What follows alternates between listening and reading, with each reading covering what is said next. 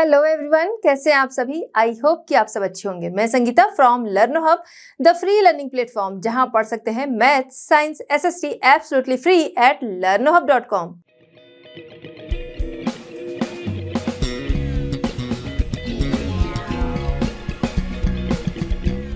बच्चों, आज हम डिस्कस करेंगे आईसीएसई क्लास 10। टॉपिक हमारा है वेस्ट जनरेशन एंड मैनेजमेंट, जहां पर method of safe disposal of waste हम देखेंगे।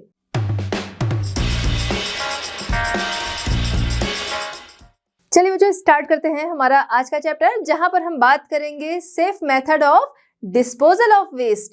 तो देखिए, जो वेस्ट होता है उसको उसके डिस्पोजल का सेफ मेथड हम यहाँ पर समझेंगे, उसके बारे में हम डिस्कस करेंगे। क्योंकि देखिए, अगर सही तरीके से हम इसका डिस्पोजल करते हैं, जो वेस्ट होता है उसका डिस्पोजल सही तरीके से करने से हम अपने एटमॉस्फेयर को सही रखेंगे और हम खुद का भी बचाव कर सकेंगे। हमारा जो एटमॉस्फेयर है, हमारा जो एनवायरनमेंट है, हमारी जो हेल्थ है, ये सारी चीज़ें हम सेफ रख पाएंगे। तो बहुत ज़रूरी है कि जो ये वेस्टेज निकलता है इसको हम किस तरीके से इनका डिस्पोजल कर रहे हैं। देखिए, सोर्स ऑफ वेस्ट की अगर हम बात करें कि ये वेस्ट जो है वो कहाँ से आ रहा है, तो सोर्स ऑफ वेस्ट हम देखें, हमारे घर भी हैं, हॉस्पिटल्स भी हैं, इंडस्ट्रीज भी हैं, फील्ड्स भी हैं। ठीक है, तो इस तरीके से अलग अलग इसके सोर्स हैं। तो सोर्स अलग हैं, देखा जाए तो इनके कंपोनेंट्स भी वेस्ट के अलग अलग हमें मिलेंगे। इसके अलावा टेक्सचर भी इनका अलग अलग हो सकता है। ठीक है, कंपोजिशन, टेक्सचर, नेचर, ये सभी क्या है, प्लेस टू प्लेस ये डिफर होगा। जैसे हॉस्पिटल से आप समझ सकते हैं कि वहां से अलग तरीके का वेस्ट निकलेगा। अगर हम बात कर रहे हैं फील्ड्स की, वहां का वेस्ट जो है वो अलग निकलेगा। भाई, कटाई हुई जो काम का है वो रखा, जो काम का नहीं है वो क्या है, वो वेस्टेज है।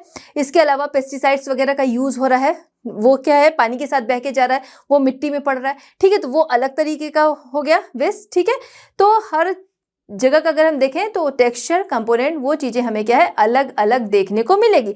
तो जब सोर्स ऑफ वेस्ट जो है वो अलग अलग है, उनका टेक्सचर, कंपोजिशन, ये सारी चीजें अलग है, तो उनको ठिकाने लगाना यानी उनका जो डिस्पोजल मेथड है वो भी अलग अलग होगा और सेफ तरीके से करना है, उसको हम समझेंगे। अभी जो वेस्ट होते हैं, वेस्ट के अगर फॉर्म की बात हम करें, सॉलिड भी हो सकते हैं, गैसेस के फॉर्म में भी हो सकते हैं, और इनको अगर हम देखें तो लिक्विड फॉर्म में भी होते हैं। क्लियर है? तो method of disposal of waste also differ depending on the type of waste. तो टाइप ऑफ वेस्ट पे डिपेंड करता है इनके डिस्पोजल मेथड। चलिए बात करते हैं कलेक्शन ऑफ वेस्ट। तो वेस्ट का कलेक्शन, जो कि बहुत ही इंपॉर्टेंट रिस्पॉन्सिबिलिटी और एक्टिविटी है म्यूनिसिपैलिटी की। देखिए, म्यूनिसिपैलिटी जो है उनकी रिस्पॉन्सिबिलिटी है कि उनके अंडर में जो एरिया आ रहा है वहाँ पर वो साफ सफाई बनाए रखें, जिससे कि बहुत सारी बीमारियाँ, जो कि कह सकते हैं ये जो वेस्ट होता है इसकी वजह से ही होती हैं, इसकी वजह से फैलती हैं, उससे बचा जा सकता है। और साफ सफाई रखना तो अच्छी बात होती है। देखिए, कुछ टाइम पहले तक अगर हम देखें, अभी क्या है, डोर टू डोर ये सर्विस है कि लोगों के घरों तक वैन जाती है और गार्बेज जो है वो कलेक्ट करती है। कुछ टाइम पहले तक ये फैसिलिटी नहीं थी, तो अक्सर क्या होता था, लोगों के आसपास जो भी खाली प्लॉट होता था, लोग वहां पर जाकर अपने घर का गार्बेज जो था वो डंप कराते थे, या फिर जो कह सकते हैं कहीं रोड का जो कॉर्नर वाला पोर्शन होता था वहां पर बहुत सारा गार्बेज जो था वो डंप होता था, लोग इस तरीके से डंप कर आते थे। तो अब क्या है, जब ये फैसिलिटी है कि डोर टू डोर गाड़ियां जाती हैं, तो उसकी वजह से क्या है, एरिया अब साफ रहने लगा है। तो यहाँ पर म्यूनिसिपैलिटी की रिस्पॉन्सिबिलिटी बनती है कि वो डोर टू डोर जाए और डेली है ना, डेली जाए और गार्बेज को वो कलेक्ट करे, जिससे कि बहुत सारी डिजीज जो है उनके फैलने से, उनके होने से बचा जा सके। क्लियर है? अब ये जो कलेक्शन ऑफ वेस्ट है, ये जरूरी है कि इसके लिए कवर्ड वैन, रिक्शा या ट्रक, जिसका भी यूज हो रहा है वो क्या हो, वो कवर्ड हो। क्लियर है? अब देखिए, आज के टाइम में देखा जाए तो बहुत सारे ऐसे भी स्टेट्स हैं जहां पर बिल्कुल रोक लगा दी गई है कि आप सारा गार्बेज जो है वो एक साथ नहीं दे सकते। एक साथ नहीं मतलब ऐसा नहीं कि आज का जो गार्बेज आपके यहाँ इकट्ठा हो रहा है आप कुछ आज दीजिए, उसमें से कुछ कल दीजिए, ये नहीं। कहने का ये मतलब है कि बायोडिग्रेडेबल और डिग्रेडेबल, या फिर कह सकते हैं सूखा कूड़ा और गीला कूड़ा, या सूखा कचरा और गीला कचरा। ठीक है, इसको अलग अलग आप सेपरेट इसको रखो और तभी वो ले जाएंगे, वरना फाइन लगेगा। ठीक है, तो ये बड़ी अच्छी चीज है कि इस तरीके से लोग पहले से ही उनके घर का जो कचरा है उसको वो क्या करते हैं, सेपरेट किए रहते हैं और इस तरीके से देते हैं, और फिर आगे क्या है, उन वेस्टेज को सही तरीके से डिस्पोजल किया जाता है। क्लियर है? तो day to day collection is very important.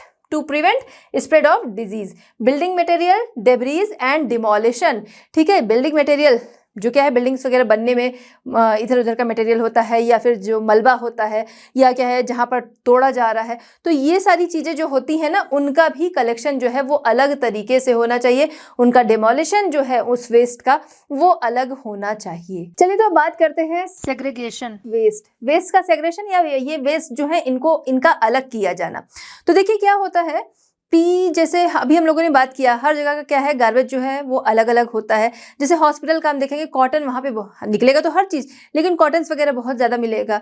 Industries से अलग तरीके का निकलेगा, है ना, तो वो चीज़ें हो गई। दूसरा क्या है, इनको कैटेगरी वाइज इनको अलग किया जाना चाहिए, इनके सोर्स से ही, जो इनका सोर्स है वहीं से ही इनको अलग किया जाना चाहिए। जैसे हम बात करें कि रेजिडेंशियल एरिया का वेस्ट हो गया, ठीक है, होटल्स का है, रेस्टोरेंट का है, ऑफिस कॉम्प्लेक्स, कमर्शियल एरियाज, कहीं का भी जो गार्बेज है या वेस्ट है उसको क्या किया जाना चाहिए, उसके सोर्स से ही अलग किया जाना चाहिए।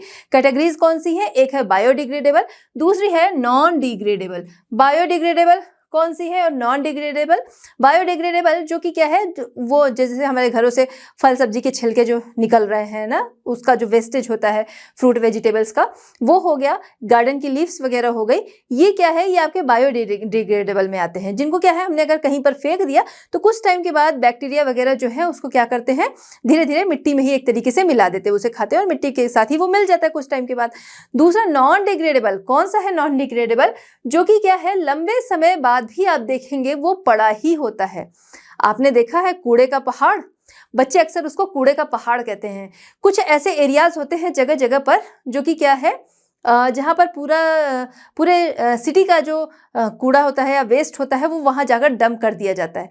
आप देखेंगे वहाँ पर कि भाई सबके घरों से या कहीं से भी जो गार्बेज निकल रहा है उसमें हर तरीके की चीज़ें होती है, बट वहाँ पर आपको क्या दिखेगा, ज़्यादा से ज़्यादा वहाँ पर आपको पॉलीथीन ही दिखेगी, वो दूर से ही नज़र आ रही होती। क्यों?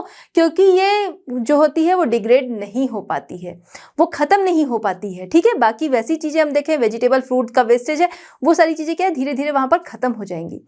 क्लियर है? तो ये क्या हो गया नॉन डिग्रेडेबल, जो कि आप देखेंगे सालों साल वो पड़ा रहेगा, वो हो सकता है वो फट गया, वो टूट गया, उस फॉर्म में आ जाएगा, लेकिन वो खत्म नहीं होता। जैसे पॉलीथीन है, प्लास्टिक है, ई वेस्ट है, ये सारी चीज़ें, ई वेस्ट यानी इलेक्ट्रॉनिक वेस्ट, ये सारी चीज़ें जो हैं वो ऐसे ही पड़ी रह जाती हैं। तो इसलिए इनको पहले ही अलग कर लेना चाहिए इनके सोर्स से। अब देखिए क्या होता है हमारे घरों में, एक तो होता है कि हमारे घरों में रिक्शा, वैन, ट्रक, इनके द्वारा क्या होता है, म्यूनिसिपल कॉर्पोरेशन जो है या नगर निगम के द्वारा गाड़ी आती है और वो घर घर जाकर गार्बेज जो है उसको कलेक्ट करती है। दूसरा क्या होता है कि जैसे हमारे घरों में गैराज होते हैं, उस तरीके से बना होता है, लोग जाते हैं अपने यहाँ का जो गार्बेज होता है वो उस जगह पर डंप करके आते हैं।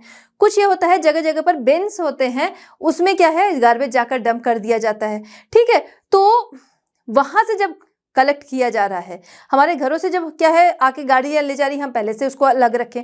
उसके अलावा जहाँ पर क्या है हम लोग डंप कर रहे हैं, जब ऐसी वाली जगह हैं, जो ऐसी वाली जगह हैं जहाँ पर क्या है हम लोग जाते हैं और अपना जो वेस्ट है घर का उसको डंप कर देते हैं, तो जब वहाँ से वो कलेक्ट किया जा रहा है तो उसी जगह से क्या है उसको अलग कर लिया जाना चाहिए, ठीक है। तो बायोमेडिकल वेस्ट और इंडस्ट्रियल वेस्ट जो है इन दोनों को क्या करना चाहिए, इन दोनों को ही जो आपका बायोडिग्रेडेबल वेस्ट है उसके साथ नहीं मिलाना चाहिए। Waste must be segregated into vegetable, fruit, leaves and garden waste, glass and paper waste और एट सोर्स, तो वहीं पर ही क्या है इनको अलग कर लेना चाहिए। टॉक्सिक नॉन बायोडिग्रेडेबल, जो टॉक्सिक है या नॉन बायोडिग्रेडेबल है या केमिकल्स है, ई वेस्ट है, ये क्या है ये अलग इनको ट्रीट करना चाहिए।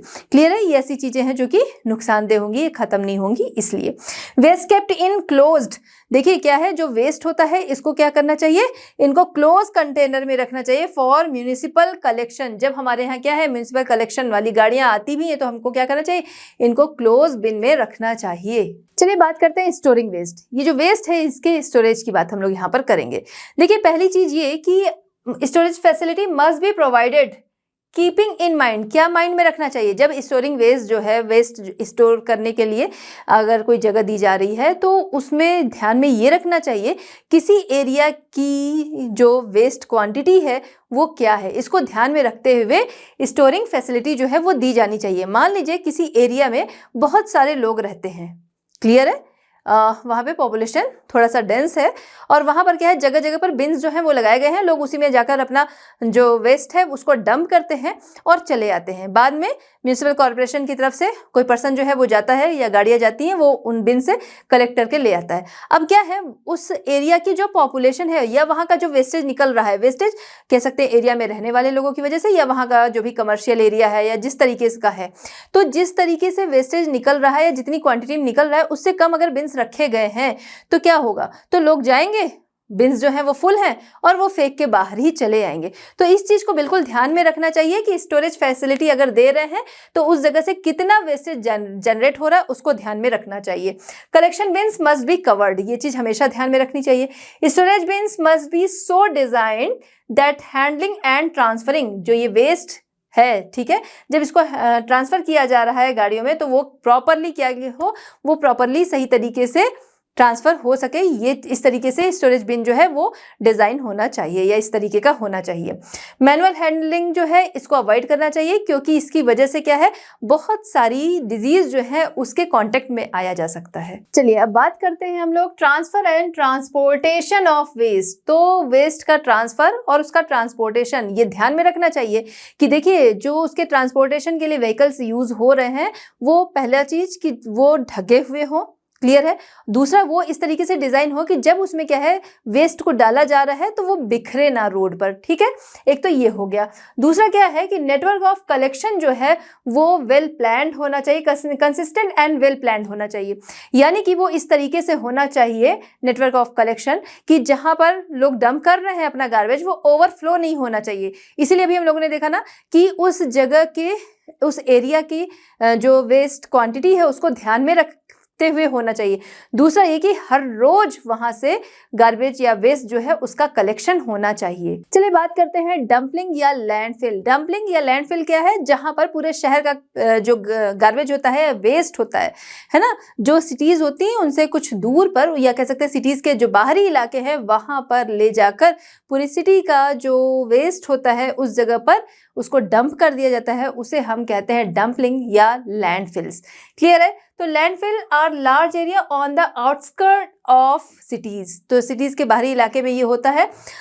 अब जैसा आपने समझा कि यहाँ पर जाकर पूरी सिटी का जो वेस्ट होता है वो वहाँ पर क्या किया जाता है, डंप कर दिया जाता है, जिसके लिए ये म्यूनिसिपल कॉर्पोरेशन वाली जो गाड़ियाँ होती हैं ये काम में ली जाती हैं, इनके द्वारा इसको डंप किया जाता है। अब ये जो लैंडफिल्स हैं इनको मेंटेन करना मुश्किल होता है। क्यों ये मुश्किल होता है, difficult to maintain large landfill? देखिए एक तो ये होता है कि जब ये लैंडफिल्स जो हैं जहाँ पर क्या है पूरा गार्बेज जो है वो जाकर डाल दिया जाता है, वेस्ट डाल दिया जाता है, फिर इसके बाद इसके ऊपर डेली क्या किया जाता है, मिट्टी की एक लेयर डाली जाती है। उससे होता क्या है, मिट्टी की लेयर डालने से एयर पोल्यूशन जो है वो कम होता है। क्लियर है, क्योंकि खुले में जब ये गार्बेज रहेगा इससे क्या है एयर पोल्यूशन होगा। जब इसको ढक दिया जाएगा, कवर कर दिया जाएगा मिट्टी के द्वारा, तो एयर पोल्यूशन जो है उसमें कमी आती है। लेकिन आज के टाइम में देखा जाए पॉपुलेशन इतनी तेजी से बढ़ रही है जिसकी वजह से इन बड़े लैंडफिल्स को मेंटेन करना मुश्किल है। क्यों? डेली इतना ज़्यादा वेस्ट जो है वो जनरेट हो रहा है। दूसरा ये लैंडफिल्स भी उसी के अकॉर्डिंग बड़ी लैंडफिल जो है वो चाहिए। तो ये चीज़ें जो है इस वजह से ये लैंडफिल आज के टाइम में मेंटेन करना मुश्किल हो जा रहा है। अब ये लैंडफिल्स यानी कि जहाँ पर ये सारा जो सिटी का गार्बेज है उसको डंप करना है, तो कौन सी जगह जो है वो लैंडफिल बनाई जाए, इसके लिए कुछ फैक्टर्स को ध्यान में रखा जाता है। क्या है वो फैक्टर्स, वो हम लोग यहाँ पर देखेंगे। सबसे पहला है land requirement and it's cost. जो जिस लैंड को लैंडफिल बनाया जा रहा है उस लैंड की कॉस्ट, उसकी रिक्वायरमेंट, यानी कि कह सकते हैं कि उस जगह का जो वेस्टेज है उसकी क्वालिटी और क्वांटिटी। क्योंकि ये जो वेस्टेज होता है इसका काम कई तरीके से लिया जाता है। भाई इससे कंपोस्ट में भी यूज कर सकते हैं, इससे गैसेस जो है वो भी बनाई जा सकती है, इससे इलेक्ट्रिसिटी भी जनरेट की जाती है। तो उसकी कॉस्ट किस अकॉर्डिंग आ रही है, किस अकॉर्डिंग निकल रही है उस लैंड, मान लीजिए किसी जगह की लैंड की बहुत ज़्यादा वैल्यू है ना, तो उसको उस पर्पज से बनाना वो सही नहीं है। या फिर कह सकते हैं कि जो वेस्ट निकल रहा है उससे हम इतना ज़्यादा कह सकते हैं इलेक्ट्रिसिटी या गैस जो है वो जनरेट कर सकते हैं, तब तो ठीक है। क्लियर, तो ये चीज़ ध्यान में रखना। दूसरा है accessibility the site of disposal. ये क्या है, ये ज़रूर कैसा होना चाहिए कि ये या तो सेंटर में हो या जहाँ सोर्स ऑफ वेस्ट जो है उसके आसपास का एरिया हो, ताकि क्या है इजिली वहाँ तक पहुँचा जा सके। नेक्स्ट ये कवर होना चाहिए। इसलिए ज़रूरी है कि डेली जब क्या है सिटी का गार्बेज जो है वो वहाँ पर डंप हो जाता है या सिटी का जो वेस्ट है वो डंप हो जाता है, तो डेली उस पर मिनिमम 15 सेंटीमीटर की सॉइल की लेयर जो है वो डाल दी जाती है। हम बात इसके अलावा क्या है, क्लाइमेट भी इसमें बहुत इंपॉर्टेंट रोल प्ले करता है, उसका भी ध्यान रखना चाहिए। अब बात करते हैं हम लोग दिल्ली की। दिल्ली का जो मोस्ट ऑफ द सिटी का गार्बेज होता है वो ले जाया जाता है वहीं पर दिल्ली में ही ओखला लैंडफिल है, वहां पर उसको डंप कर दिया जाता है। ओखला या फिर कह सकते हैं तिमारपुर प्लांट, इन जगहों पर इसको डंप किया जाता है और यहाँ से ही ये जो दिल्ली का वेस्ट होता है इसी से ही इलेक्ट्रिसिटी और इसी से ही लोगों के घरों के लिए गैस जो है वो जनरेट की जाती है। चलिए बात करते हैं टोपोग्राफी। तो नेक्स्ट जो फैक्टर है वो है टोपोग्राफी। कोई भी लार्ज एरिया जो कि सिटी से दूर हो उसको लैंडफिल बना दिया जाता है, लेकिन ये जो लैंडफिल्स हैं इनकी भी अपनी प्रॉब्लम्स है। क्या प्रॉब्लम्स है वो हम लोग यहाँ पर देखेंगे। Different sites pose different problems. ठीक है, सबसे पहला ये कि जो लैंडफिल्स होती है यहाँ से बैड स्मेल आती है, आएगी ही, तो इससे इसके आसपास से गुजरने वाले लोग, इसके आसपास रहने वाले लोग, इसके आसपास काम करने वाले लोग जो हैं इससे बुरी तरह से अफेक्ट होते हैं। एक और बड़ा कारण, एक और बड़ी प्रॉब्लम यहाँ पर है वो है लीचेट की प्रॉब्लम। क्या होता है कि जब रेनफॉल होती है, देखिए क्लाइमेट का भी इसीलिए यहाँ पर रोल होता है, जैसे अभी हम लोगों ने देखा, जैसे पानी भी है, एयर भी है, ये सारी चीज़ें। तो क्या है, अच्छा एक चीज़ और, अभी हम लोगों ने बात किया था कि दिल्ली जो है वहाँ पर क्या किया जाता है, जो गार्बेज जो लैंडफिल है वहाँ पर, वहाँ से जो गैस होती है कुकिंग गैस का काम लिया जाता है ना, वहाँ से निकलने वाली जो गैस होती है। तो देखिए यहाँ पर आपको दिख रहा होगा ये वेस्ट है, ग्रीन कलर से शो हो रहा है, उसके ऊपर क्या है, ये सॉइल है डली हुई, और ये यहाँ पर गैस एक्सट्रैक्शन के लिए पाइप लगा है और इसी पाइप के जरिए क्या है कुकिंग गैस जो है उसको एक्सट्रैक्शन किया जाता है। ये पिक्चर दिख गया इसलिए हम लोगों ने जिक्र कर लिया। चलिए तो आते हैं अपनी जगह पर लैंडफिल जो कि बैड ऑर्डर देता है, ये भी हम लोगों ने समझा। मेजर प्रॉब्लम यहाँ पर आती है कि आप लोगों ने परकोलेट और एक्विफर ये सारी चीज़ों से आप परिचित होंगे कि पानी जो हमारी जैसे अर्थ सरफेस जो है इससे पानी अंदर जो जाता है इसको हम क्या कहते हैं, पानी जो है वो परकोलेट हो रहा है ना। तो क्या होता है कि जब बारिश होती है तो ये यहाँ पर गार्बेज तो पड़ा ही है, ठीक है, जगह जगह से ये लैंडफिल जो है इनमें अगर दरारें हैं तो पानी क्या होगा, अंदर जाएगा। जब ये पानी अंदर जाएगा तो यहाँ पर कुछ केमिकल प्रोसेस होते हैं। केमिकल प्रोसेस होने से क्या है, ये पानी जो अंदर की तरफ जा रहा है ये एसिडिक हो जाता है। ठीक है, ये पानी एसिडिक हो जाता है जो कि काफ़ी ज़्यादा हार्मफुल होता है। क्लियर है। तो क्या होता है कि एसिडिक हो रहा है, यहाँ पर जो गार्बेज इतना इकट्ठा हुआ है इसमें बहुत सारी हार्मफुल चीज़ें हैं, बहुत सारी हार्मफुल केमिकल्स हैं। जैसे हम बात कर सकते हैं पेस्टिसाइड स्प्रे हो गया, हाउस होल्डिंग क्लीनर्स हो गए, ये सारी चीज़ों के साथ मिलकर ये पानी जो है वो नुकसानदेह हो जाता है। अब ये क्या है, ये पानी जो है अंदर की तरफ जाएगा, परकोलेट होगा, तो जो हमारा ग्राउंड वाटर है इसके साथ ही मिल जाता है जो कि क्या होता है, हमारे लिए हार्मफुल होता है। क्लियर है। तो leachate is formed when rain water leaks into the landfill, तब ये लीचेट जो है वो बनते हैं। लीचेट क्या है वो हमने समझा, जो दूषित पानी अंदर की तरफ जा रहा है, ठीक है, एसिडिक पानी। Resulting toxic leachate leak through the bottom and sides of the landfill and contaminates water। ठीक है, तो इस तरीके से पानी जो है वो दूषित हो जाता है और जिसकी की सप्लाई आगे होती है। क्लियर। एक ये हो गया। एक और यहाँ पर बड़ी प्रॉब्लम आती है वो ये है कि ये जो लैंडफिल्स होती हैं यहाँ पर क्रिएशन होता है एक्सप्लोसिव मीथेन का। ठीक है, अभी हम लोगों ने देखा ना कि उसको एक्सट्रैक्ट किया जाता है, तो ये जो एक्सप्लोसिव मीथेन जो है ये जनरेट होती है या क्रिएट होती है। तो एक तो हमने देखा उसको एक्सट्रैक्ट किया जाता है, इसके अलावा ये क्या होती है, आसपास के जो प्लांट्स होते हैं उनको ये नुकसान पहुंचाती है। चलिए अब बात करते हैं कंपोस्टिंग। अब ये कंपोस्टिंग की बात करें, कंपोस्ट आपने सुना होगा तो अभी समझ में आ जाएगा। Compost is a biodegradable organic waste. Compost क्या है, बायोडिग्रेडेबल ऑर्गेनिक वेस्ट। बायोडिग्रेडेबल क्या है, अभी हम लोगों ने समझाता है ना। तो लीव्स हो गया, वेजिटेबल पील्स हो गए, या फिर हमारे घरों से डिस्कार्ड फूड आइटम्स हो गए, घरों से क्या कहीं से भी, तो डिस्कार्ड फूड आइटम हो गए, इन सभी को क्या किया जाता है, कन्वर्ट किया जाता है यूजफुल मैन्योर में। अब समझ में आ गया कंपोस्ट क्या है। तो इसको खाद के रूप में कन्वर्ट कर दिया जाता है। क्लियर है। किसको, जो बायोडिग्रेडेबल वेस्ट है इसको। ठीक है, तो इसमें क्या है, गार्डन वेस्ट हो गया like leaves, strings, grass clipping, fruit peels, vegetable peels etcetera, ये सबको क्या किया जाता है, एक पिट में डंप किया जाता है। तो ये काम हम अपने घरों में भी कर सकते हैं और बहुत सारे लोग जो है वो अपने घरों में ये काम करते हैं। तो क्या किया जाता है, इनको एक पिट में डंप करते हैं, इसके ऊपर सॉइल जो है उससे इसको कवर कर दिया जाता है। अब यहाँ पर प्रोसेस जो है इसकी कंपोस्टिंग, ठीक है, इसके डिकम्पोजिशन का प्रोसेस जो है वो शुरू होता है। तो उससे क्या होता है, ये ऑर्गेनिक वेस्ट जो है वो टर्न हो जाते हैं या चेंज हो जाते हैं किसमें, ह्यूमस में। और ये जो ह्यूमस है ये क्या है, हमारी जो सॉइल है उसको फर्टाइल बनाता है, जो कि हमारे प्लांट्स के लिए काफ़ी अच्छा होता है। क्लियर है, ये सारी चीज़ें भी हम लोगों ने पहले भी देखी थी ना, कि ह्यूमस जो है सॉइल जब पढ़ रहे थे तो वो सॉइल अच्छी होती है। ठीक है, तो ह्यूमस क्या करेगा, हमारे प्लांट्स के लिए हेल्पफुल होगा या फिर कह सकते हैं प्लांट्स को ग्रोथ देगा। क्लियर है। अब क्या किया जाता है कि ये जो डिकम्पोजिशन है, इसके लिए डिकम्पोज ऑर्गेनिक मैटर जो है इसके लिए क्या किया जाता है, इसमें अर्थ वॉर्म भी डाल दिए जाते हैं। ठीक है, अब जो हमको क्या कंपोस्ट मिलता है उसको हम क्या कहते हैं, उसको हम कहते हैं, इस मेथड को हम लोग कहते हैं वर्मी कंपोस्ट। चलिए बात करते हैं प्रोसेस ऑफ कंपोस्टिंग। यहाँ पर दो प्रोसेस हमें देखने को मिलते हैं, एक जो कि है विदाउट ऑक्सीजन इन एयर, जिनको हम एनएरोबिक के नाम से जानते हैं। सेकंड जो है वो है with the help of oxygen in air, aerobic. ठीक है, तो सबसे पहले हम बात करेंगे अनएरोबिक, जिसमें क्या है, विदाउट ऑक्सीजन इन एयर वाला प्रोसेस। ठीक है, तो यहाँ पर अनएरोबिक प्रोसेस जो है, अगर इसकी बात करें तो ये अभी करंटली हम लोग देखें तो बहुत ज़्यादा कमर्शियली इसका यूज़ नहीं हो रहा है, लेकिन चूंकि ये बहुत ज़्यादा हेल्पफुल है इसलिए इस तरफ ध्यान दिया जा रहा है, अटेंशन दिया जा रहा है। यहाँ पर क्या है, ऑर्डर की ज़्यादा चांसेस नहीं हो सकती, या कह सकते हैं इसके प्रोडक्शन में ज़्यादा ऑर्डर या फिर ज़्यादा स्मेल नहीं आती है।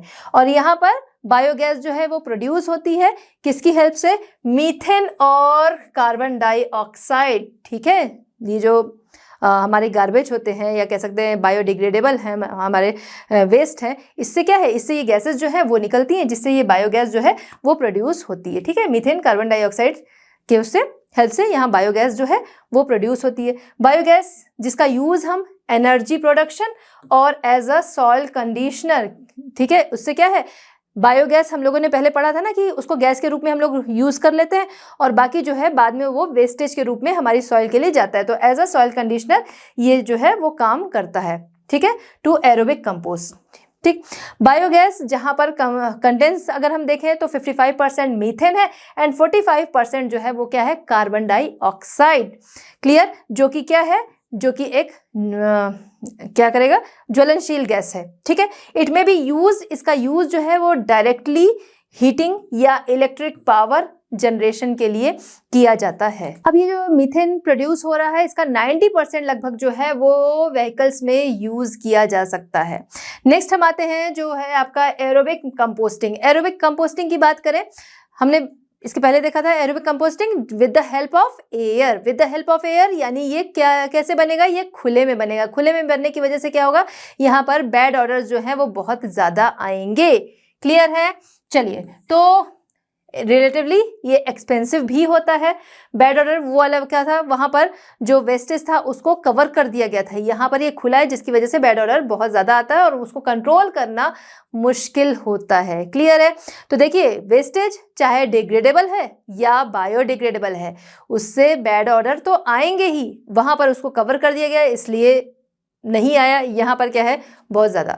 इसके अलावा क्या है, ग्रीन हाउस गैसेज जो हैं वो भी इससे प्रोड्यूस होती हैं, जो हमारे लिए क्या है, यूज़फुल है या हार्मफुल है, हमारे लिए हार्मफुल है। ठीक है, यहाँ पर ये जो प्रोसेस है इसका, जो आपका एरोबिक कंपोस्टिंग का प्रोसेस है, इसकी अगर बात करें, यहाँ पर 3 टाइप्स ऑफ माइक्रो ऑर्गेनिज्म जो है वो इन्वॉल्व होते हैं। फर्स्ट बैक्टीरिया, फंगी, थर्ड है एक्टिनोमाइसिट्स। ठीक है, तो ये तीनों जो है वो यहाँ पर काम करते हैं या इस प्रोसेस में ये तीनों इन्वॉल्व होते हैं।